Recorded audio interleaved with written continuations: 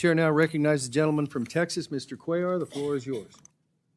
Thank you, Mr. Chairman. Madam Secretary, it's good to see you.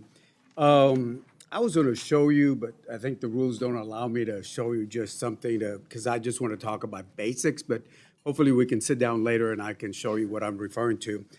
Want to talk about some of the basics. I live at the border, lived all my life there. Want to talk to you about river roads. I want to talk to you about Carrizo cane, technology that's needed, aerostats, and cameras that are not working, and some infrastructure. Basics that are needed for border security. My area, Laredo, it's the largest inland port, bigger than LA, bigger than any other place in the country. We get 18,000 trailers a day. We're about to expand from 8 lanes to 18, plus another bridge. We got 2 of them, 2 rail bridge. So trade is very important to us. But when we talk about illegal crossings, we've been the second lowest crossing in the country, and we still are up there. I think right now, latest numbers, 30 people, maybe 40 people a day coming through my area, which is almost nothing. So thank you for that. River roads, the river roads, and I wish I could show this just to show you, but the river roads go this way. Let's say the river's here. The river roads, the roads go this way. So Border Patrol can go here, but they can't go across. So what we're asking is for river roads to follow the river itself, and I think that would be a big investment, a good investment that we need. So one is the river roads. The other thing is the Carrizo cane. The Carrizo cane, I know you got some folks from people that are very familiar, but the Carrizo cane will grow almost the size of this. And it's not good for Border Patrol. I think Tony Gonzalez and folks that are from the border understand, we ought to get rid of that Carrizo cane on our river, but get the Mexicans to do that. I'll show you the maps, and I know you've been out there, but it shows you the Carrizo cane is on both sides. If we can clear that up, get the Mexicans to do that, that will be good for Border Patrol.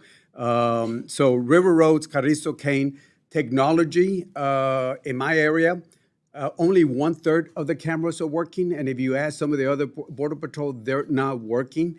Basically, they're using the RVS, which is an old model. They're trying to get the AST towers where more better to use, or whatever technology. But this old technology is like going to a car and you fix it, and they keep coming. The same thing they're doing right now, they keep bringing folks who are coming in to fix it up.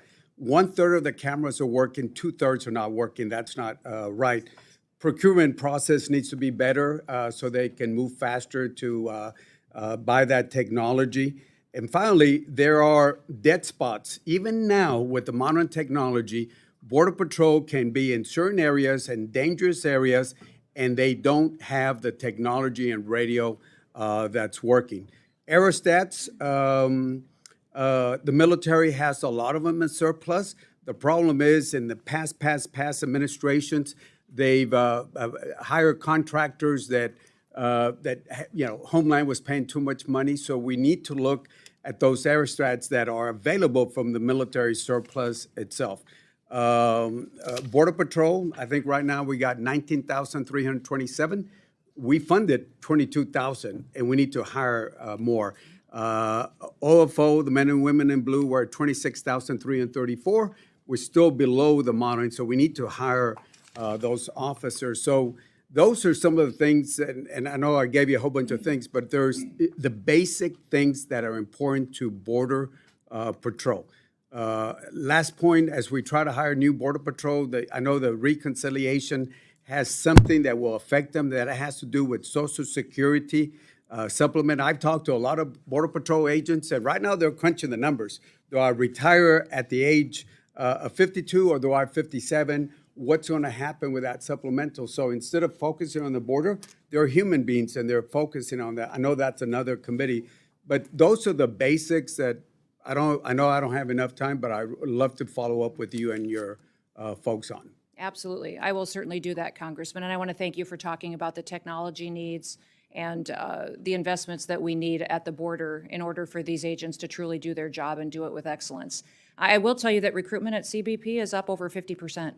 So as we've allowed them to go back and to do their jobs, We have had more and more interest in people, more applications coming in, and I think that's a fantastic trend, that as people talk about how discouraging it was over the last several years by them not having their hands tied, that now that they actually get to secure the border and work for the American people, that they're recruiting more and more help to be assisting along the way.